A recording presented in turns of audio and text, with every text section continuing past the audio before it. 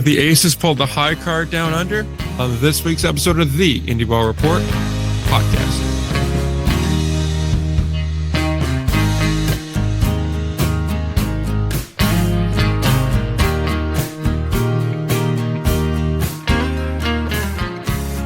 We're back, episode number 320 of the Indie Ball Report podcast. The only show that finds a way to be more wronger each week, if wronger was a word. How you doing, Ryan? Good, just as the wind picks up here in my beautiful outdoor studio. You seem to be surrounded by a lot of hard wood. Is that accurate? Oh yeah, dude. It's like Magic Mike's out here with the amount of wood. A lot of wood. I could have said NBA playoffs, but no. Because I don't believe in basketball anymore. I don't know if I got knocked out. I don't believe in it. That's I've been knocked out like 5 times. It's like concussions. I never had a concussion. What's a concussion? There's just gaps in my memory. That's all. What's a concussion if not opportunities to fill in with fun memories? Already going to be a long pod. Let's do this. See, this is the problem when we start recording. Ryan's like, we got 5 o'clock out. Okay, let's start at noon so that way we have enough time. See, then it implies that we have 5 hours. When in reality, we don't. So we do have things to discuss this week, so I suppose I should try to get this back on track because this edit is going to be a nightmare for me. And I don't know where I'm going to start this edit at. There is the Atlantic League's first week. Ryan's tripped down to North Carolina to watch some of that. Yes. And we got to go a little bit down under, and that's where we're going to start this week with the Melbourne Aces. Something that at first when I saw it, I was like, oh, that's interesting, but I guess there's not much to it. And then they put out statements. And then I read the statements. And oh boy, am I glad I'm literate because they were fun statements. Weren't they, Ryan? Yes. I'm interested to see your thoughts on it and if you've done any further. It seems like you've done more digging. I've done a little more digging too, so I'm interested to compare notes a little bit here. Okay, so first, let's just get the ground, floor put in here so that way everyone knows what we're dealing with. So the Melbourne Aces are a club in the Australian Baseball League, big winter league. A lot of 80 ball guys tend to go to it. It's in, as one might guess, Australia. So it is a popular destination for a lot of guys, as opposed to going into Central or Caribbean America.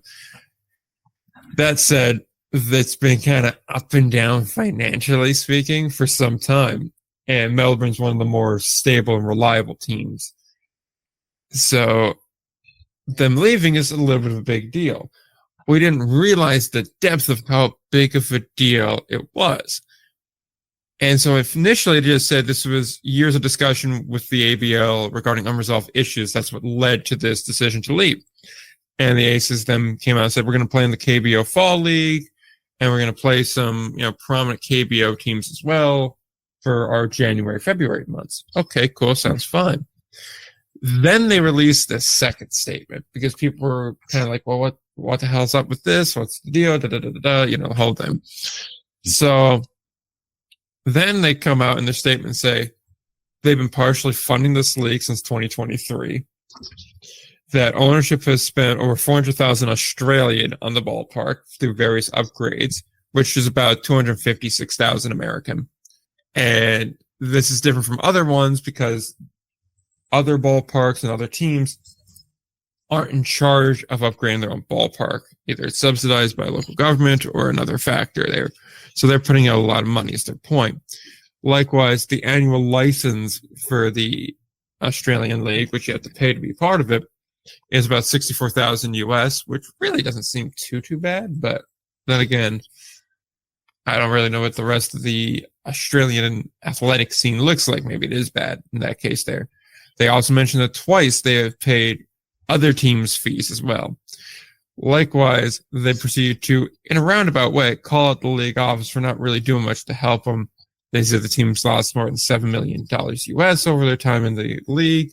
They wanted concessions from the league in regards to the broadcast schedule, sanctions involving players and coaches, just some more financial stability, and they wanted to find ways to reduce costs. Yes. It more or less sounds like they called the league a bunch of broke-ass bitches as they were walking out the door for not helping them more. That's how I took it.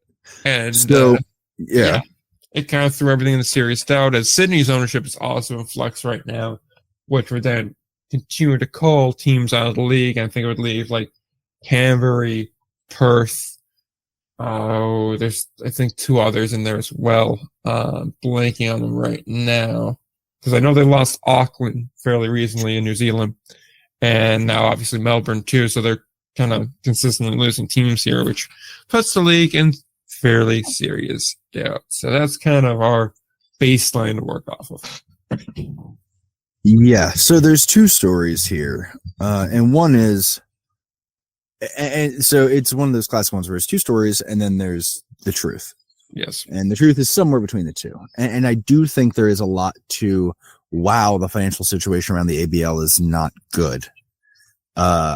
However, I would argue we never suspected they were balling out. Like half of them playing like in like cricket grounds and stuff.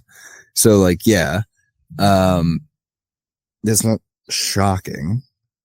Now the fact that teams themselves are like that financially desperate where they're getting helped out by other teams, that's not ideal. Yes. And that's interesting to know. The side thing here also, which I'm going to take a detour. I have a few thoughts, but first detour here is Major League Baseball. Friends, I can understand not wanting to support the partner leagues in large ways when they offer an alternative to fans to perhaps your own ballparks or minor league teams. Okay. But if we can all agree success internationally is good for your sport, which I think basketball games in Mexico City would indicate the NBA understands. I would say NASCAR races, even the most domestic of sports, NASCAR races in Mexico City would agree with. Formula One's ever present reach into America. I would say NFL games in Germany would agree. Baseball games that you have done in England would agree.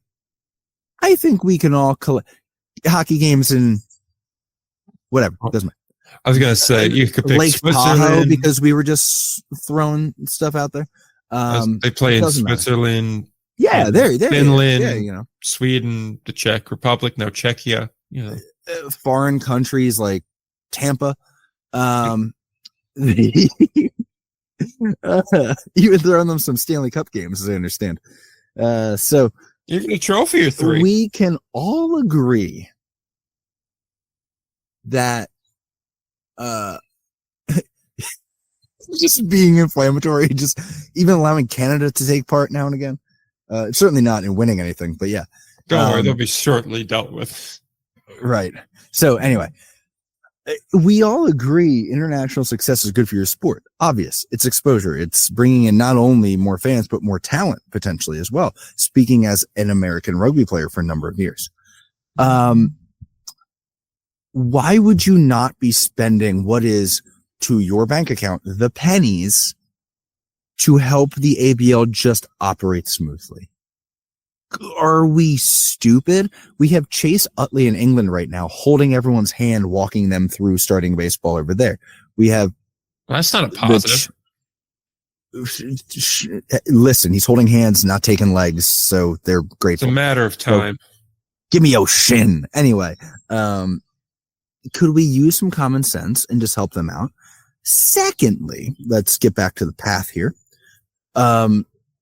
I think it is enlightening to see that Melbourne has been putting money into their own ballpark, all that. So they are invested. Like that is like, let's not say they are not willing to make this happen. They're passionate about Australian baseball. They're passionate about success of this.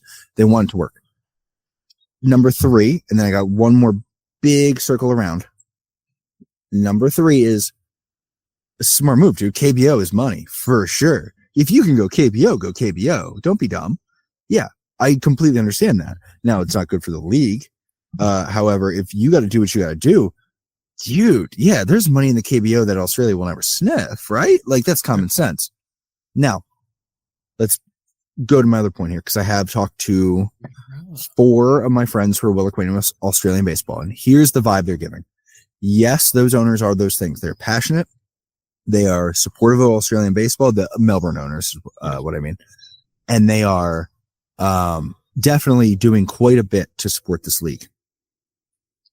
However, it does seem, from popular opinion of these people who I consider to be at least either directly in the know or attached to people who are in the know, this owner wanted special treatment and wanted all sorts of, whatever they wanted, because like, this money to support the league was not just freely given. It was not simply because it was for the good of everybody. It was because, yes, it was good for everybody. There were strings attached, at least from their side. So the energy seems to be that this owner did not get their way and kind of picked up their ball and left. It does seem that he probably believed that he was going to get special treatment.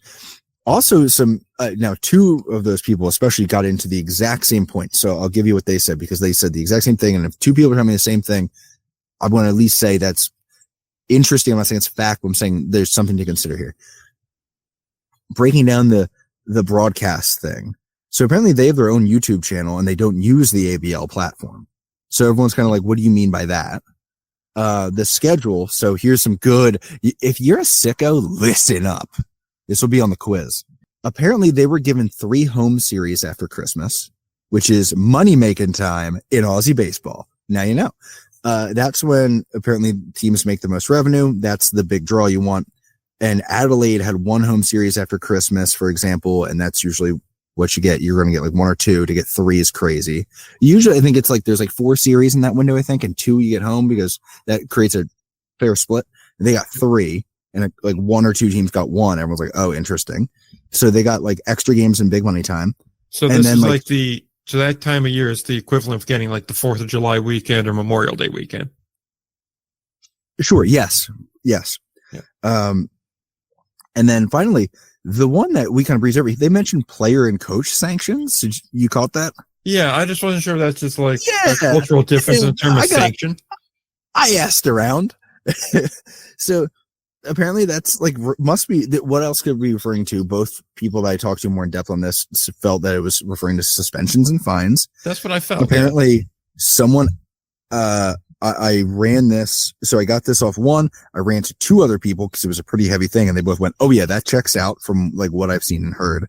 And then I ran to somebody around the league and they said they can't speak on that. And what they said was, apparently there were suspensions after a benches clearing brawl recently, like within recent history, and they just did not serve. And then, somebody else brought up, and then somebody else confirmed, and a third person said they couldn't comment, but did not deny that allegedly they spent an amount of money to make that disappear. So this is what we're dealing with. I take my time frequently to reference the fact that Frank Bolton hunts people for sport, surely, as I think most rich Americans do. And that they, yes, and that they're more involved in glamour projects and other things. But I will say this for Frank Bolton. He has done things in the past that really favorably seem to favor his teams, and the league has done some things that seem to favor his teams. However, he has not just gone, yeah, bye, I'm starting my own team, own league of teams, which he could do, by the way. He could do, and he has not. So, it is an interesting choice to say, I'm just bailing on this entire league because I don't like the way this is going. It's weird if that is what's happening. I think, one, the ABL did just get caught with their pants down. But I think we can look at them and go, oh, wow, interesting and tough look. But also we should be turning around looking at Melbourne and going, you aren't who you think you are. And that's the balanced approach I have to this. Okay, thank you. Sorry. It's funny you mentioned the benches clearing brawl. Yes. Because one of the few people I was talking to said almost jokingly, or because they were salty about the suspensions with the bench clear against them. I think the next thing is, where do we think the league goes from here? I haven't heard much. The general consensus from the people I've talked to is they'll probably do something. One person threw out the number like a 40 game, or like a not the full 40 games. Sorry. Yeah. But like some sort of like They theorize it could even be like a purely just in that window after Christmas, like hyper scheduled, like maybe not even season, but tournament, like group round type format. Okay. But yeah, they don't. I would not expect a full Australian schedule this year unless somebody steps in. So almost turn into like, I don't want to call it a World Cup, but a World Cup type format where it's like, okay, we got like 6 teams here, and we're going to do 2 groupings. They're going to play a hyper tournament, and we're going to get the top 4, and then we're going to do a quick little like best of 3 elimination tournament here to get a winner. Now, what I would, so this is talking to a few people now. So this is, nobody gave me this. This is me collecting off a bunch of people. Is I would, if I were them, I would do that. I would take that Christmas gap, and I would do multiple games in that, like a, as I said, like a round robin into a tournament type thing. And then at least you're out there, you're relevant, you're getting some sort of revenue, and hopefully that's working out for you. Then in order to bring guys in, because you need to play a number of games, I would try to schedule a number shortly after that of exhibitions against the Australian team with the Olympics and WBC right around the corner. I think that would be the move, but I don't know if they care what I think. But I do know that at least a couple people in there around their league do listen. So maybe. Yeah, Call me. Hey, ABL, I hear you're struggling. If you need somebody, buddy, I am unemployed. Hit me up. I know you're hurting on money, but so am I. So we can work something out. Yeah, we'll give you a case of Foster's. Buddy, better than what I'm making now. But yeah, no, that's the general sense I got from a lot of players, though, is that a lot of them are very unsure about going back or going to Australia, period, because they don't know what the circumstance is going to wind up being there. And they don't want to just waste their winter going down there to play like 5 games that are as sketchy as hell. I'm not they're gonna be that sketchy, but I get. I mean, I heard people complain about that. That's all I'm saying. Yeah. Okay. Fair enough. So. Can I drop in a random Australian baseball story that's kind of Black Sox related? Yeah, go for it. Why not? One of my favorite people I met in my trip to Lancaster, what was it now? About a week and a half ago to watch some ball is this guy who was playing Australia, like their like second league, I think it is, like essentially. And he was telling me that he was playing like the second league, and then in the off season he was staying over there and mining iron ore, like flying in for 2 weeks, flying back out for a week off. I was like, dude, you are a dog. I love you. Like pitcher, I think he was a pitcher. He tore something, was hurt, but was still over there just raking, just because like the pitching was down back into like the 80s where he's a little more comfortable, and he was like, yeah, pops, I'm going. Incredible. I was like, dude, way to just live. I think he met like an Aussie girl too. I don't know. I think you mentioned a girlfriend. I was like, dude, if you met an Aussie girl, lock that up. That's so funny. Oh my God. Anyway, MVP effort right there from one of the Black Sox, if that's how that went. Swinging bats and swinging pickaxes. Shout out, by the way. I think he was a listener, actually. So sick. Hell yeah. I missed your name, by the way. I lost my picture of the score sheet. So text me or DM me if you hear this. I will say I do agree with your assessment of the ABL and the situation as a whole, where it does seem like they're really just betting on like, oh, Melbourne's not going to leave for way too long, and just like, oh, we'll deal with them being, kind of, how's the right way to say it without being offensive? Being very extra. That's fair. And it does feel like they thought they were buying themselves privilege with it. And like, great, but you're also keeping the league afloat here. You're keeping a place to play. And sure, you're getting the KBO Fall League for now, but that's not a long-term guarantee. So I do have my doubts about that. But the whole situation feels like you said, one side was unprepared and the other side expected more than they were entitled to. Also, there is, I don't know. I don't have the best understanding of the KBO. I'll be open with that. But as I understand, there is sort of, I feel like, and this might be more true in the NPB, not a lot of tolerance for shenanigans on the ownership side. Now, they have had issues in the KBO at times. I believe that league was nearly derailed by a betting scandal not long ago. But I get a feeling if you try to walk in and start strong arming which you're naturally going to be in a spot where you can be demanding because you are the team on an island, literally. Yeah. I would just say he might need to be careful about how he is received there. I could see it not being favorable. That's the thing. Like when you leave a position where you do have the high card into one where it's like, look, we don't really care about you either way. Yeah. You gotta really humble yourself on that. Right. Which is why I kind of almost find it confusing. Like, yeah, you're the one with the money, but that also means you're the one that can like use your soft power to be like, hey, remember who kept 3 teams from collapsing? Are we discussing a nation that's removing their soft power from others and then they realizing that they're actually putting themselves in a massive disadvantage when they thought they were just taking away the favor they've been gifting everybody? But in reality, that favor was much more than that. And it actually gave them a lot of goodwill internationally. And then it became a bigger issue because now these other teams are realizing that, hey, we can just be self-sufficient, or, hey, let's turn on them. And when we have opportunities to, because of their various inappropriate actions, we won't turn a blind eye to it anymore. Are we discussing that? I cannot think of how that would compare to something else. I mean, really? That leads us to one conclusion. It's aid to Africa. Are we high? Keep it. Sorry, what are we talking about right now? I mean, we're wondering. I blacked out. What's happening? We're wondering, has the ABL ever said thank you? Have you ever said thank you? It is so literally that, dude. It is so literally that. I'm going to have a stroke. Aussie baseball. Oi, oi, oi. By the way, if this makes it that's in, the somebody title hits of the me, episode. If somebody hits me with a, like dumb political thing, brother, no one loves America more than me. I got American flag things on everything. I just have common sense for the future. I seen it. His balls are tattooed red, white, and blue. I have prostate cancer. And on that note, we're going to follow what happens with that. And we'll see how much longer the ABL's around for and how much longer Melbourne's around for. Because who knows? They both could go belly up in a year. Would that be shocking? Not particularly. I see an opportunity. And that is, I'm heading to Australia and I'm going to start my own league. Spoiler alert.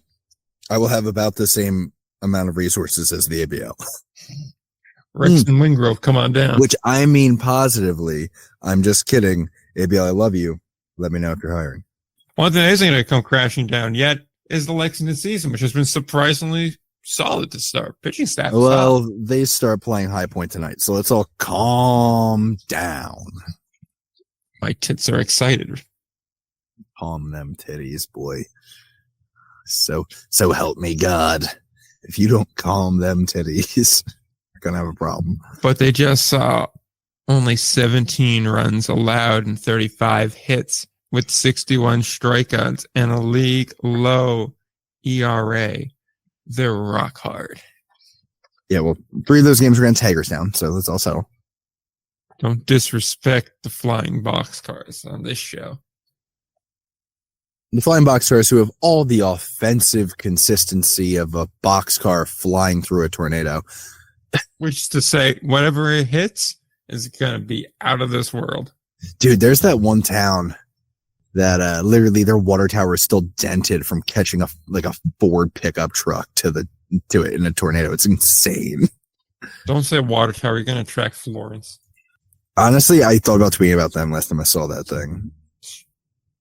What was it? The Smithville water tower. Shout out Smithville, Mississippi. Lexington pitched it. I don't know what you want me to say about that. We're going to see how it goes. I've learned absolutely nothing about that team. It's been going well, but it's more like, well, the problem is I've been trying to do preview stuff, so I'm not 100% on. I have not. Okay, confession time. I have seen roughly 3 innings of Lexington games so far. I'm going to watch the whole game tonight. I'm going to watch them play the Rockers. I try to watch my game of the night every day. And Lexington, believe it or not, has not been once. Though tonight it changes. They're 5-1, playing High Point, who's also 5-1. That's South Division crown on the line. To see, shut your mouth, if the Legends get rocked. Thank you. I can't help but think I'm not taken seriously on this podcast. Anyway, Lexington off to a hot start. That's for sure. Yes. It is not. So first of all, Lexington has also had a very weird start because so far they played 6 home games. They've had 2, I think maybe 3 delays. I think they had a rain delay at one point, but they've had 2 delays minimum. One of them for an injured umpire. Hell yeah. Foul tip to the shoulder looked like it murdered the man. It was like JFK, dude. He hit hard, bro. Wife scrambling, not really, but I did see Justin was on the field pretty quick. Justin, let's talk about Justin, by the way. Busiest GM in Indy ball right now. He's out there figuring out the umpire situation in that debacle as the one umpire. Your shoulder, like he's about to come and get you. Like, I know. I saw something fly by. It was like a gnat. That's on me. You're like, corner of my eye. A bee. I could die. I got weird peripherals. We'll deal with it later. But he was out there for that, and then he was out there for the second delay. Did you see my tweet? I may have. The second delay, which is I'm doing a video breakdown on now, John Boy style, of Wellington Dotel steals third base and hits the third base bag so hard he dents that son of a bitch. This is what happens when you buy Drake spaces. And of all people, have you seen Justin? Yes. Yes. Built similar to you, my friend. Oh, sleek. Yeah, no, I have interacted with Justin in person in Sussex many times. I would say sleek. I would say, what's the other word I wanted to use? Slender. Slender. I would say built like a lamppost. Yes. They have him jumping on the base trying to even that thing out. He is next to a third base coach I can only describe as a small vehicle. Like, what are we doing? Get off that base, that poor boy. Yeah. There's no way Justin weighs more than like 165. No, dude, he does not. He's so like, and even the broadcast, it was like Steve, who does their broadcast, by the way, all I can say about him is he has been there since the pre-Lexington meltdown days. He's been there a while. So as your endorsement of him, he's great. He's very kind to me. Reach out to me after I got let go from Lexington. Very nice guy. Bro, he is so funny on the broadcast. He is like, so they naturally have decided to have him do this, not any of the people around him. Of course, I would not do this, the physical specimen that I am. As I was talking about how, didn't you hear me? I did my 2 crunches today. Like, terrific work on the broadcast there. I have noticed the Langley broadcasts have been very strong so far this season.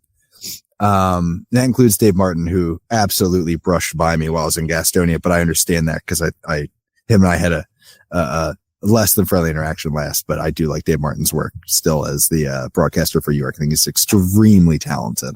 So I will say across the board, the Atlantic League has really laid the gauntlet down this year on broadcast. Dented bases. All Fletcher. Some shit.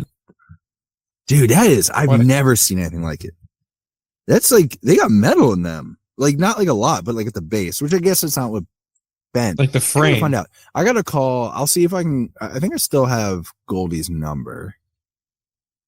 Who the head groundskeeper for Wilmington. I'll see if he can give me some insight on the inside of one of those bases. That's crazy. I've handled them a bunch. I just never thought about what's in them. You know what I mean? You don't think about stuff like that. You're like, I wonder what's in here in case it bends because someone slides into it so hard. Wellington Dotel, what are they feeding you, my guy? I don't know, but he's still playing, which is amazing. Yeah, I know, because that's not even to say weight. Like, it's a combination of speed and weight, which has to be. It's the amount of force generated. I will say, I mean, this does have the general energy of a Rob Hemsner physics equation. So I'll see what he's up to.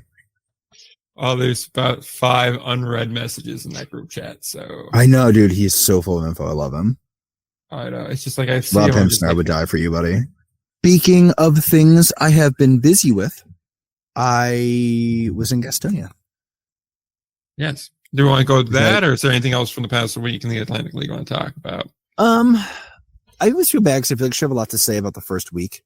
Because like Staten Island's offense is kind of cooking. Yeah, which, hey, I look smart.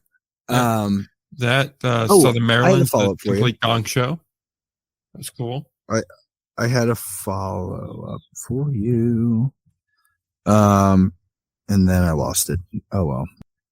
But in regards, I will to say offense, this will. I won't get into the numbers, but I will say, at least as a follow up to last week, where I was like multiple times, I was like, well, we'll see what my official video says, and because it's dropping today, I won't get into all the details because I'll allow that to weigh down my own video. But I will say my official prediction on who makes the playoffs is Lancaster and Staten Island in the north, Gastonia and Charleston in the south, which I think was the same. And then I had Lancaster and Gastonia, and then I got Gastonia winning the championship this year. At least if I'm going by the numbers, the odds involved.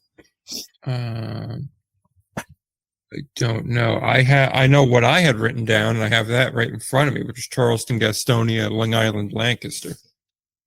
Can I tell you my favorite high point is just destined to be screwed over forever thing? Go for it. As the team who has already been hosed by the 2-half system a couple times, I think. Mm-hmm. High Point and Charleston both had, how about this? Both finished with their projected win total being 69, nice, 0.438. Exactly, to 3 decimal points, the same win total. But due to scheduling and when their games fall, Charleston has a 15% higher chance based on the numbers to make the playoffs. It's like, dude, High Point, man. I don't know. That sucks for you. I want to point out, you spent all that time running those numbers and shit. Meanwhile, my initial just like, I'm going to eye this. Had Charleston at 68.5. Yep. And High Point at 69.5. So, yeah, I mean, the 1.1 wins of difference. Aren't you going to look like a freaking idiot when this is done? I can live with being that close. The boys. For all the countless hours that I saved. We'll see. I had my second best season last time. I'm interested. Which, we'll talk about the American Association and their projections soon, but yes. I feel good about the direction it's going in. But long way to go. Okay. Yes. The last point I want to mention here is just talking quickly about Southern Maryland. We mentioned their pitching staff situation. Has not been good through the first 5 games or 45 innings, if you'd rather. They're 53 earned runs allowed. Next closest is Charleston at 37 in 42. Yeah. Not good. Yeah. Sorry, I just had my notes on that. And it is deciding to disappear me. That's tough. There we go. Ha! Got it back. Yeah, so about all that. I mean, Southern Maryland's really bad, buddy. The Charleston team that we're looking at right now is not the final product on Charleston. They're missing some visa guys. They're missing some guys who are available. Winning one game against them, I would say, is a good bit of timing for them. Similar to what I feel about Lexington, because they haven't really played great competition. They played the, as I just said, shorthanded Charleston team in Hagerstown. But, I mean, we mentioned Southern Maryland looked bad. I'll pull my projection sheet back up so I can sort of highlight the concerns here. Southern Maryland pitching in particular projected to give up 7 runs per game. So if we're giving up 9, I can't expect that to last, but goodness. The main concern was that their starting pitching was supposed to let go of 6. I had them giving up. Hold on, I did the math here. Doop, doop, doop, doop, doop, doop, doop. I had them giving up something like multiple runs per game. Doesn't matter. Basically, their ERA for the starting pitcher was going to work out to about 6, and the relief pitcher ERA was going to work out to about 8. So far, both those have somehow, I think, been worse, which is shocking. And it's just exactly what we thought, man. I don't know. I don't want to rant. Don't make me. I'm doing it. No, rant happening. Okay. Worst comes to worst, I get 2 shows out of this. Yeah. It's the fucking Atlantic League, right? It is. You cannot show up with like whoever the hell was around. It doesn't make sense. You cannot bring in, this is the pitching staff, guy from Billings, a guy from last year. Cool. Ian Kahaloa. I like him. Should be better, but we'll deal with that another time. We have a guy who hasn't pitched since he pitched for Ogden in 2023. We have a guy who's only pitched NAIA and for the Chicago Dogs, not in a way that I would endorse. A guy who pitched for Lincoln, which is basically the Pioneer League. I said what I said, Lincoln. Jalen Miller, who I do like a lot personally, but he has done nothing but get ripped when he was in the so far in Indy ball. I was going to say Sean Mullen, a high A guy. Sean Semple, who was there last year, is pretty solid. Andrew Thurman, who is a double A talent, who is actually legitimate. Some dude, Noah Williamson, keeps popping on the roster, who's never pitched before. I think he was their draft pick. I don't know. I don't think he's actually pitching, so that's fine. We'll discount that. Maceo Campbell, who got let go by Charleston. Jimmy Sherfy, who got let go by Staten Island or didn't go back to Staten Island. And Rafi Vasquez, who is a guy who was with Ogden. Like, I don't know. This is stop it. Atlantic League and American Association teams, stop signing Pioneer League guys.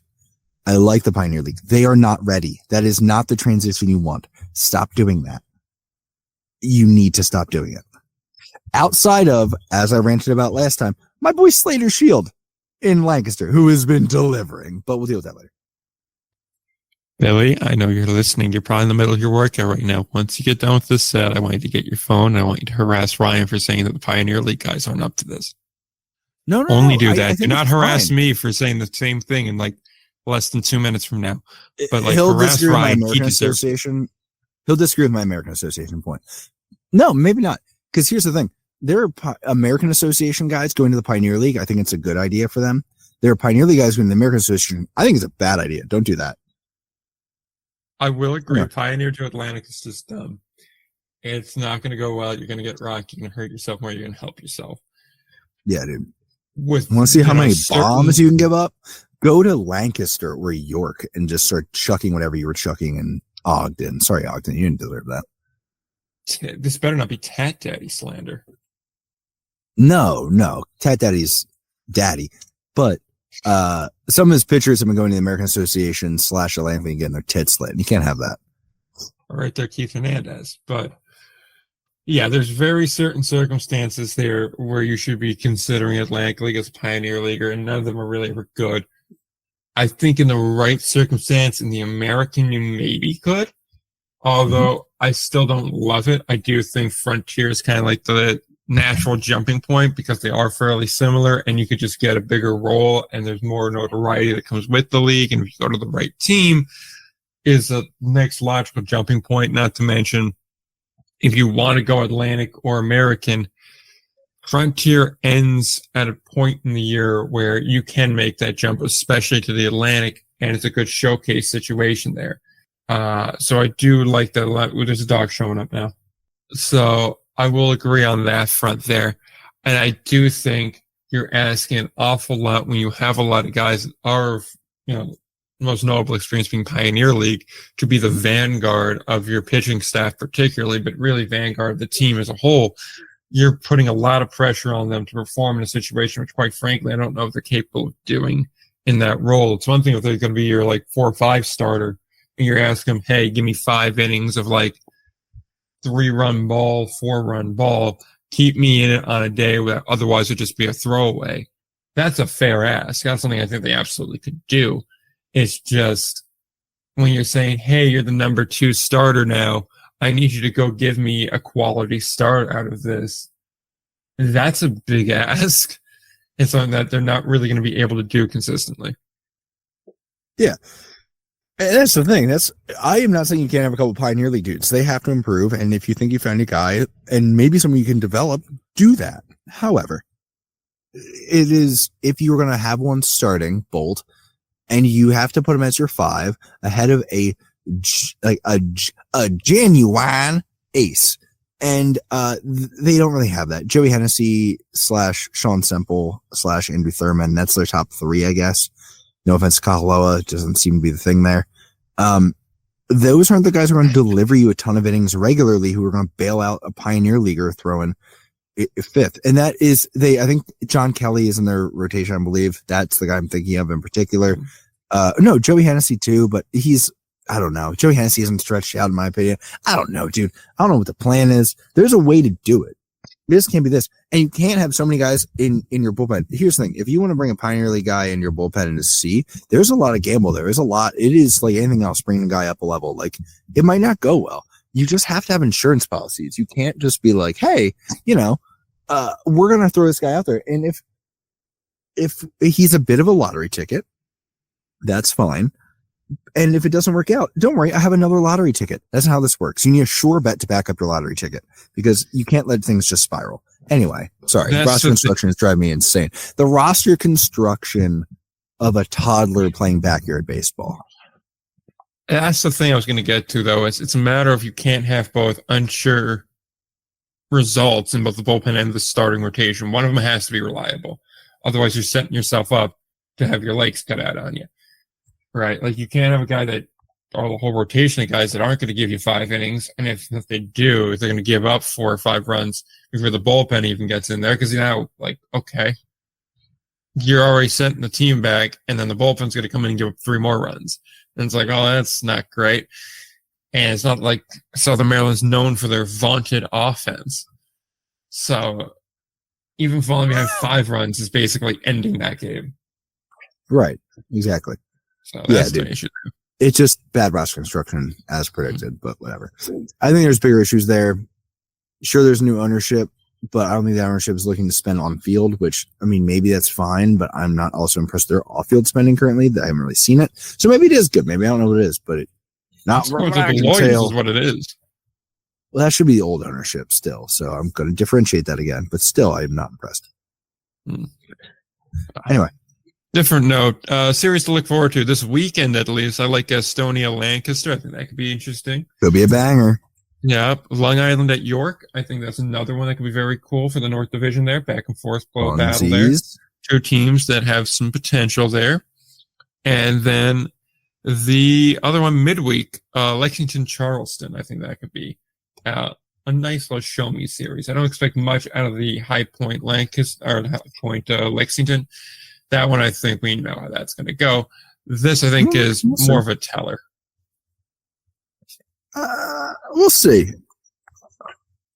I'm trying to be open to Lexington surprising me. Speaking of Pioneer League guys, having a roster of Pioneer League guys,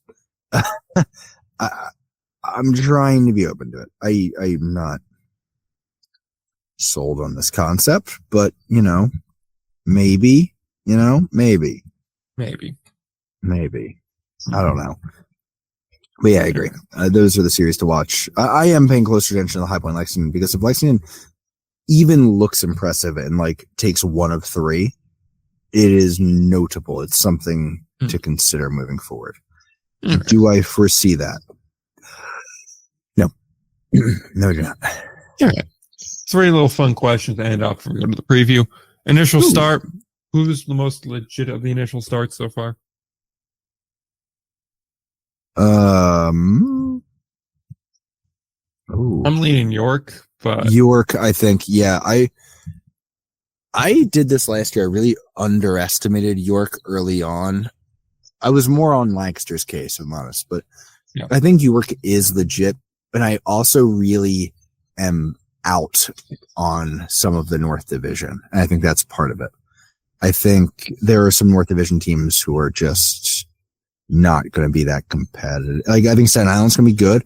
I think Hagerstown, Long Island could be in for very long years, and that's a lot of games against them. So I think York's going to be good. Really interested to see how Staten Island continues to handle things. But I think York is a front runner for sure and is here to stay. I co-sign that. I think that's pretty spot on there. Most interesting start so far. Interesting, and I'll use this to actually lead into my topic as well, is I think Gastonia. Because record's not good. Yeah, you can't drop your first 5 and feel good. But I'll be the first one to say I just think that they got York, the defending champs, and those were good games. Both games, Jackie and I got a game and a third due to 3 extra innings across 2 games that we were there. Right.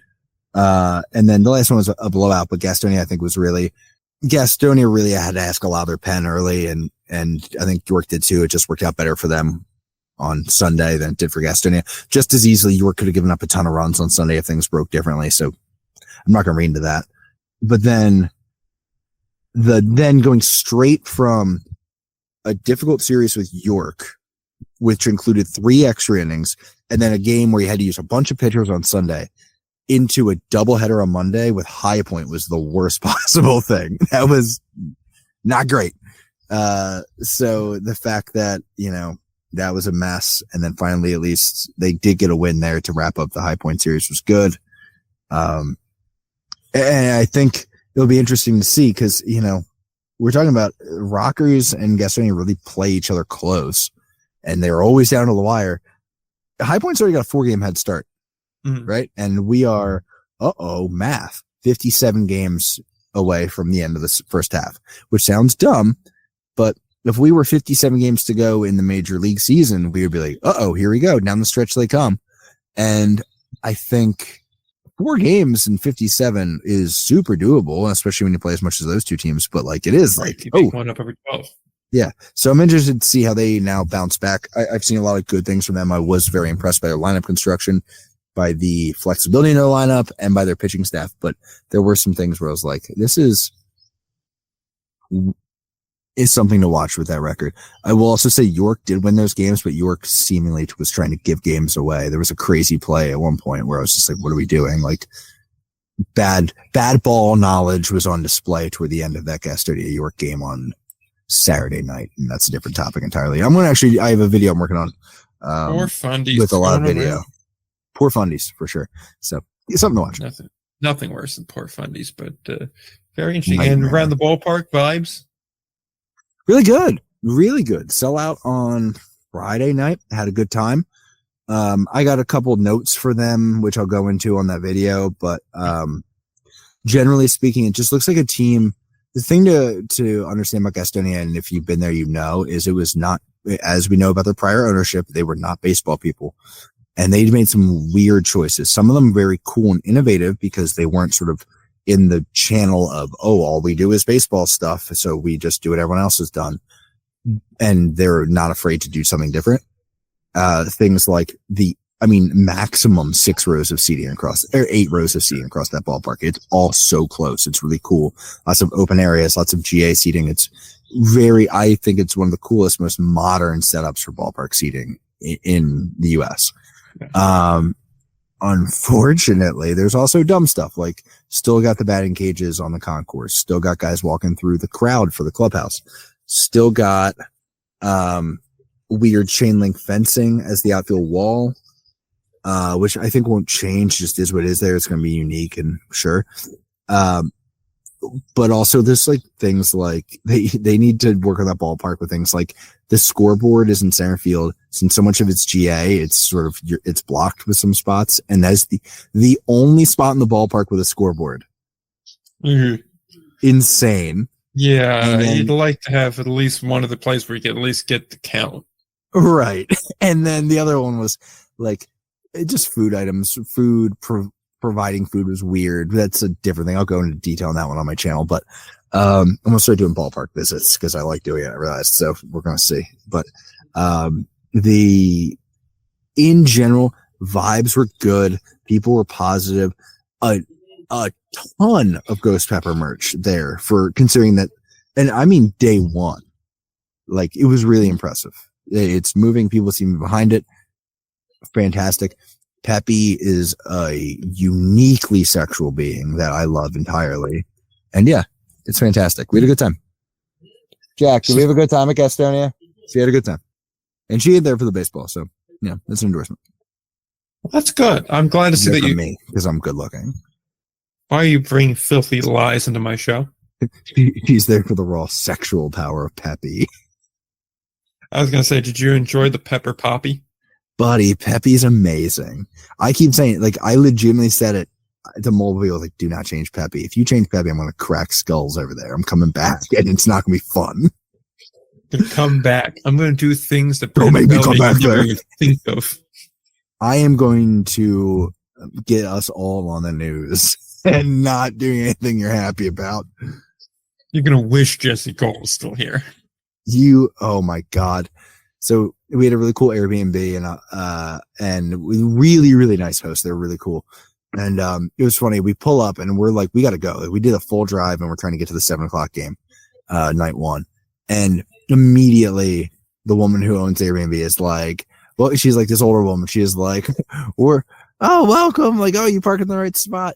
Hang on. In about 10 minutes, I got bread coming out of the oven for you. I was like, well, we're going to be late to this game. Sure as hell. Secondly, cause I'm a carb based individual. Secondly, her husband comes through and he like introduced himself, and I mentioned already to them that like we're there for the games, and he was like, "You're going to the gas station for the game?" I was like, "Yeah." He's like, "Yeah, I remember that owner." And then he went down. He immediately started talking about Jesse Cole. I was like, "Oof." Like, people are not going to love that in Gastonia. But yeah, man, it was a good time all around, man. Gastonia, I get it's a little rough. They're working on it. But we were just outside town. We were in like, I think, Stanley and Dallas, North Carolina.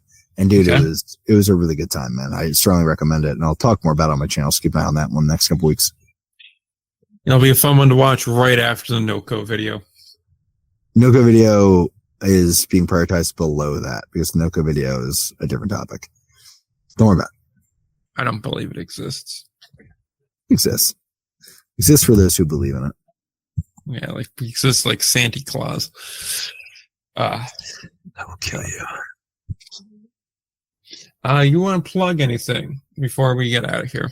Indie Ball Nation. By the time you're listening to this, the Atlantic preview is out, and it's going to take a little while for me to fully. I'm trying to do something a little fancier with my Gastonia. Fancy boy. We'll see. But I'm trying to do some ballpark trips there this year that we'll post on the channel because I think they're fun. So I don't know if there's a market for it, but I find it fun, and that's really what matters to me. So there's all that. Keep an eye out. Indie Ball Nation, YouTube, podcast platforms, Instagram, Twitter. Yeah, there you go. More content to come soon. Working on all the preseason stuff. Next week is going to be the Frontier League preview, so stay tuned for that. Be a big one, and that's definitely going to be a case of we're focusing solely on that. So don't expect too much baseball talk next week because, I mean, there's 18 teams. I mean, we're talking ball. If we're talking previews, we're talking about yucking ball out here. I'm talking about Atlantic League ball. We ain't going to be talking too much about that. When you got to get through 18 teams, you can only spend 5 minutes on each of them. It's going to be forever in a day. But yeah, so on that note, stay tuned to the socials at IndieBallPod on Twitter and IndieBall wherever else. So keep an eye out for that. This is pretty much all we got cooking at the moment. So yes, sir. That said, nothing left to add. Baseball is back. It is upon us. Go enjoy games this weekend if you can. And until next time, don't forget to play ball.